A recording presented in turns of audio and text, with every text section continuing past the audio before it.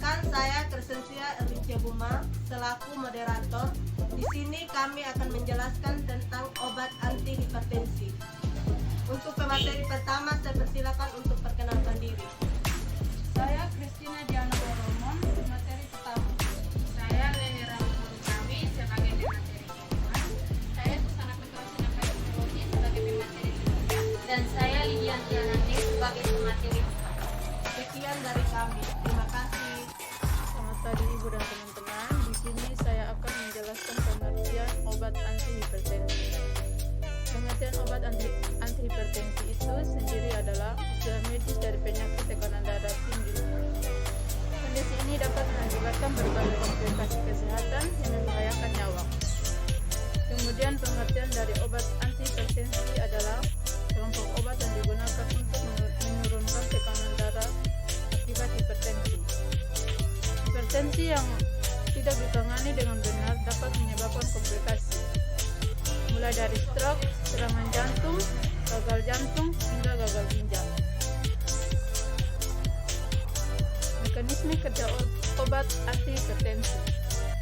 Mekanisme kerja obat hipertensi golongan antagonis reseptor adrenergik, yaitu menghambat adrenergik sehingga memperlambat pelepasan katekolamin.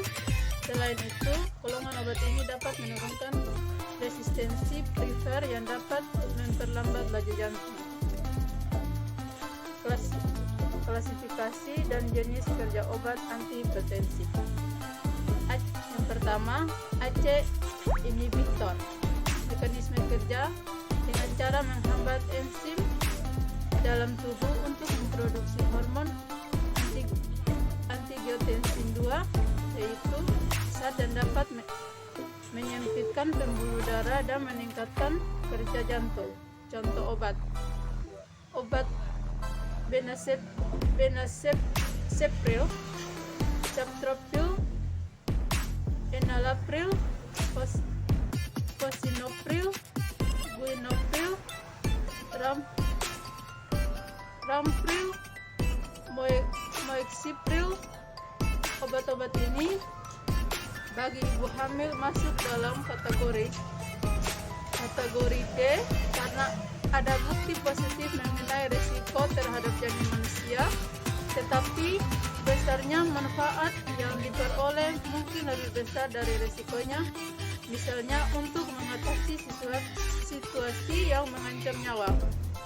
Kemudian obat lisinopril pada trimester pertama sebagai kategori C, artinya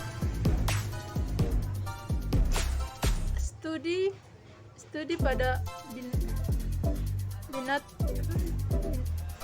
binatang percobaan memperlihatkan adanya efek samping terhadap janin, namun belum ada studi terkontrol pada wanita hamil.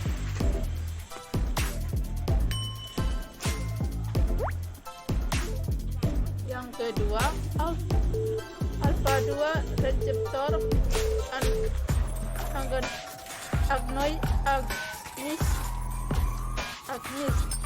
Mekanisme kerja menekan aktivitas jaringan yang memproduksi hormon adrenalin sehingga tekanan darah turun. Contoh obat metildopa. Pengobatan hipertensi golongan A, yaitu obat pilihan utama untuk ibu hamil dengan tanpa disertai peningkatan malformasi atau efek berbahaya bagi ibu dan janin. Obat clonidipine termasuk obat golongan kategori C. Studi pada hewan telah menunjukkan efek buruk pada janin. Sertagenik atau embryosidal, dan tidak ada studi terkontrol pada wanita atau studi pada wanita dan hewan tidak tersedia. Yang ketiga, antagonis kalsium atau biasa disebut kalsium channel Bolcor. Mekanisme kerja: cara menghambat jalan masuk kalsium ke dalam otot jantung dan dinding pembuluh darah sehingga menyebabkan denyut jantung melambat dan pembuluh darah melebar. Dengan begitu, selamat pagi Ibu dan teman-teman. Di sini saya akan menjelaskan pengertian obat antihipertensi. Pengertian obat antihipertensi itu sendiri adalah istilah medis dari penyakit tekanan darah tinggi. Kondisi ini dapat mengakibatkan berbagai komplikasi kesehatan yang membahayakan nyawa. Kemudian pengertian dari obat antihipertensi adalah kelompok obat yang digunakan untuk menurunkan tekanan darah akibat hipertensi. Hipertensi yang tidak ditangani dengan benar dapat menyebabkan komplikasi, mulai dari stroke, serangan jantung, gagal jantung, hingga gagal ginjal. Mekanisme kerja obat antihipertensi. Mekanisme kerja obat hipertensi golongan antagonis reseptor adrenergik, yaitu menghambat adrenergik sehingga memperhambat pelepasan katekolamin. Selain itu, golongan obat ini dapat menurunkan resistensi primer yang dapat memperlambat laju jantung. Klasifikasi dan jenis kerja obat antihipertensi. Yang pertama, ACE inhibitor. Mekanisme kerja: dengan cara menghambat enzim dalam tubuh untuk memproduksi hormon angiotensin II, yaitu zat yang dapat menyempitkan pembuluh darah dan meningkatkan kerja jantung. Contoh obat: benazepril, captopril, enalapril, fosinopril, guinopril, rampril, moexipril. Obat-obat ini bagi ibu hamil masuk dalam kategori D karena ada bukti positif mengenai risiko terhadap janin manusia, tetapi besarnya manfaat yang diperoleh mungkin lebih besar dari risikonya, misalnya untuk mengatasi situasi yang mengancam nyawa. Kemudian obat lisinopril pada trimester pertama sebagai kategori C, artinya studi pada binatang percobaan memperlihatkan adanya efek samping terhadap janin, namun belum ada studi terkontrol pada wanita hamil.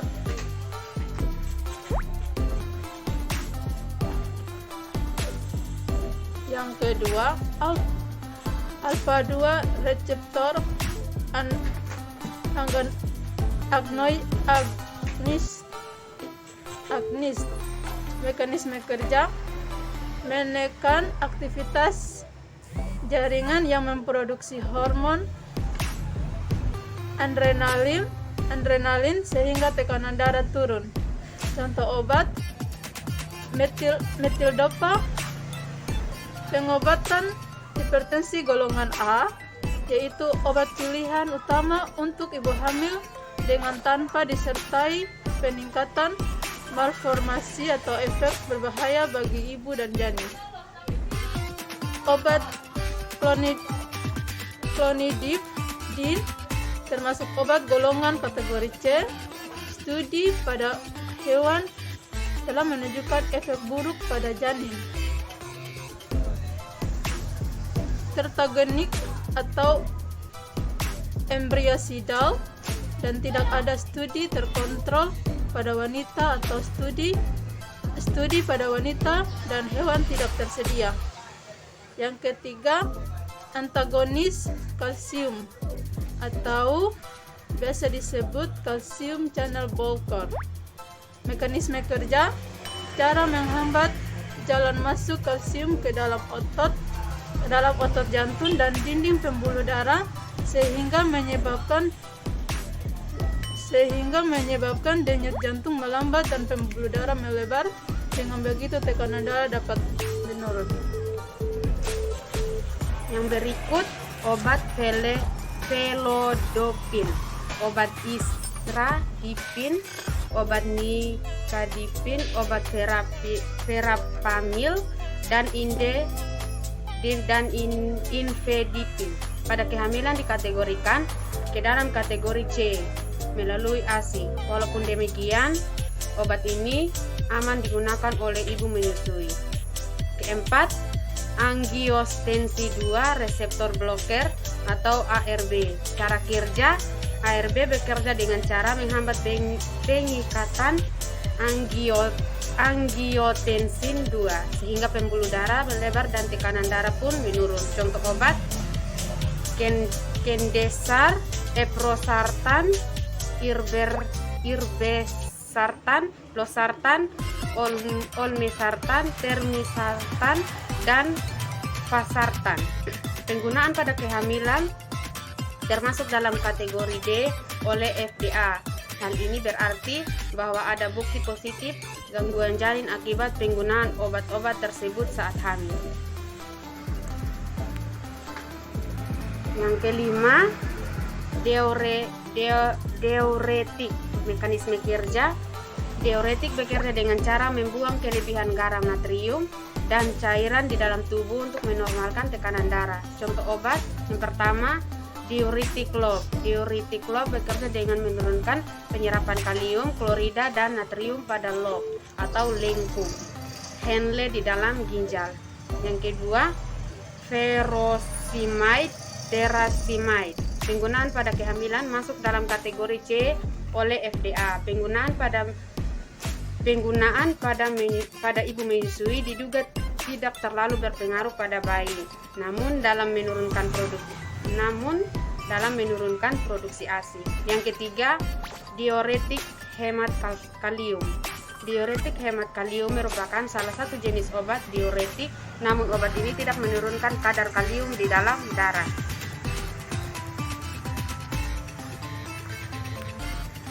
Yang keempat, amyloid spironolactone hydrochlorothiazide indapamide. Kategori B. Studi pada binatang percobaan tidak memperlihatkan adanya risiko terhadap janin, namun belum ada studi terkontrol pada wanita hamil. Jadi obat-obat ini dapat terserap ke dalam ASI bila Anda sedang menyusui. Jangan menggunakan obat ini tanpa berkonsultasi dahulu dengan dokter. Yang keenam, penghambat adrenergic perifer. Mekanisme kerja, penghambat adrenergic perifer bekerja dengan cara memblokir neurotransmitter di otak sehingga tekanan darah dapat berkurang. Umumnya obat ini diberikan kepada pasien hipertensi jika obat antihipertensi lain belum ada yang berhasil. Contoh obat yang pertama, reserpin kategori C, atau dapat digunakan pada ibu hamil bila manfaatnya lebih besar dari potensi efek samping yang mungkin timbul. Yang ketujuh, penghambat alfa. Mekanisme kerja, penghambat alfa bekerja dengan cara menghambat hormon katekolamin agar tidak mengikat dengan reseptor alfa. Cara kerja ini akan membantu sirkulasi darah lebih lancar, jantung berdenyut secara normal, dan tekanan darah menurun. Contoh obat yang pertama, doxazosin. Ini yang doxazosin, terazosin, kategori C. Studi pada binatang percobaan memperlihatkan adanya efek samping terhadap janin, tetapi belum ada studi terkontrol pada wanita hamil. Jadi obat ini hanya boleh digunakan jika besarnya manfaat yang diharapkan melebihi besarnya risiko terhadap janin. Yang 8, penghambat beta. Penghambat beta bekerja dengan cara menghambat hormon adrenalin hingga jantung berdetak lebih lambat. Dengan begitu, jantung memompa lebih sedikit darah dan dapat menurunkan tekanan darah. Renin bekerja dengan cara menghambat kerja senyawa kimia di dalam tubuh yang disebut renin. Cara kerja ini dapat memperlebar pembuluh darah dan menurunkan tekanan darah. Contoh obat aliskiren kategori D ada bukti positif mengenai risiko terhadap janin manusia, tetapi besarnya manfaat yang diperoleh mungkin lebih besar dari risikonya, misalnya untuk mengatasi situasi yang mengancam jiwa.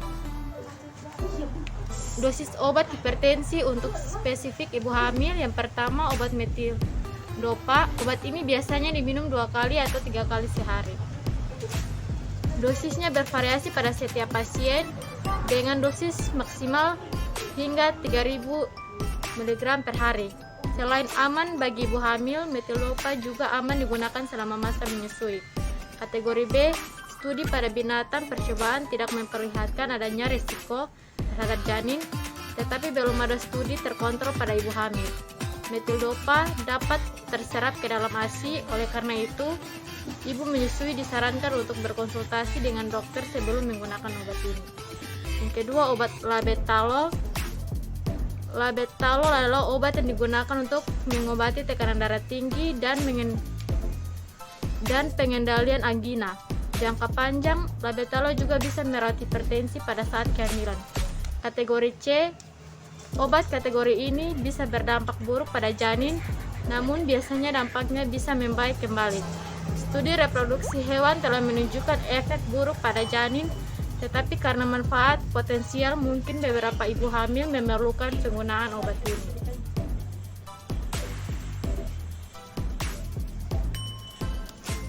Dosis obat labetalol hipertensi oral atau tablet, dosis 100 mg 2 kali dalam sehari. Parenteral atau injeksi, dosis 20 mg diinjeksi hingga dosis 300 mg tercapai. Obat nifedipin kategori C atau FDA, studi pada binatang percobaan memperlihatkan adanya efek samping terhadap janin, namun belum ada studi terkontrol pada wanita hamil. Obat hanya boleh digunakan jika biasanya manfaat yang diharapkan melebihi besarnya risiko terhadap janin. Nifedipin lepas cepat dapat digunakan untuk hipertensi dengan dosis inisial 5 gram 3 kali sehari. Lanjutkan dengan dosis rumahan 10-20 mg 2 kali sehari. Dan berikut obat klodin kategori C atau FDA, studi pada binatang percobaan memperlihatkan adanya efek samping terhadap janin, namun belum ada studi terkontrol pada wanita hamil. Obat hanya boleh digunakan jika besarnya manfaat yang diharapkan melebihi besarnya risiko terhadap janin. Dewasa 50-100 mg 3 kali sehari, dosis dapat ditingkatkan tiap 2-3 kali sehari hingga diperlukan. Dosis pemeliharaan 300-1200 mg per hari. Yang berikut obat hidralazin, dosis awal 10 mg lewat mulut 4 kali sehari untuk 2-4 hari pertama. Tingkatkan ke 20 mg lewat mulut 4 kali sehari untuk keseimbangan pada minggu pertama.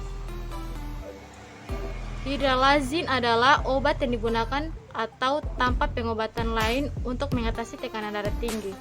Menurunkan tekanan darah tinggi membantu mencegah stroke, serangan jantung, dan masalah ginjal. Yang berikut obat diuretik. Pada kehamilan, hidrokortizid merupakan obat kategori B. Memang dari studi pada hewan tidak terbukti adanya efek samping teratogenik pada fetus hewan, namun belum ada studi pada wanita hamil untuk membuktikan keamanan obat pada kehamilan. Studi pada hewan tidak dapat sepenuhnya membuktikan keamanan penggunaan pada manusia, sehingga hidroklozid tidak dianjurkan pada wanita hamil. Jika memang digunakan, harus menimbang rasio risiko dan manfaat. Hidrokortizin dapat digunakan dalam dosis 12,5-50 mg per hari sekali sehari. Lanjut, dosis untuk ibu menyusui. Belum terdapat studi yang cukup untuk mengatakan bahwa amlodipin aman digunakan pada ibu menyusui. Amlodipin dikeluarkan melalui ASI. Studi menyimpulkan bahwa terdapat risiko keluarnya amlodipin melalui ASI melebihi batas konstitusional dosis Obat yang dianggap aman diekskresikan melalui ASI 10% dosis maternal. Kondisi yang ibu alami setelah mengonsumsi obat hipertensi bagi ibu hamil itu sendiri secara umum efek tidak diinginkan yang mungkin muncul antara lain kelelahan, sulit tidur, mulut kering, dan juga bisa saja ibu mengalami depresi jika ibu itu sebelumnya memiliki riwayat depresi. Bagi ibu menyusui, dapat mengurangi risiko wanita mengalami pengerasan pembuluh darah atau biasa disebut dengan aterosklerosis. Adapun aterosklerosis menjadi faktor risiko stroke dan penyakit jantung. Kemudian, kategori risiko dan keamanan recommended pada ibu hamil. Kategori risiko bagi ibu hamil, tekanan darah yang tidak terkontrol selama masa kehamilan dapat menyebabkan berbagai gangguan pada perkembangan janin. Bila kehamilan berlanjut, tumbuh kembang janin akan terlambat bahkan gagal. Masalah ini pun kemudian dapat berimbas pada gangguan kognitif anak yang lahir. Yang kedua, kategori keamanan recommended pada ibu menyusui. Jika obat yang dikonsumsi secara teratur, tekanan darah dapat terkontrol dengan baik, ibu maupun janin juga akan dijamin keselamatan hingga masa persalinan. Yang terakhir, efek samping yang paling umum. Buang air kecil terus-menerus, gangguan irama jantung, batuk, pusing, bengkak di kaki, dan berikutnya cara mengatasi antihipertensi dengan melakukan perubahan gaya hidup, yaitu mengonsumsi lebih banyak buah dan sayur-sayuran. Kemudian yang kedua, mengurangi konsumsi garam hingga kurang dari 1 sendok teh per hari. Yang ketiga, memperbanyak aktivitas fisik dan rutin berolahraga. Yang keempat, menurunkan berat badan berlebih dan menjaga berat badan ideal. Yang kelima, menghentikan kebiasaan merokok. Sekian hasil presentasi kami dari kelompok 4. Terima kasih.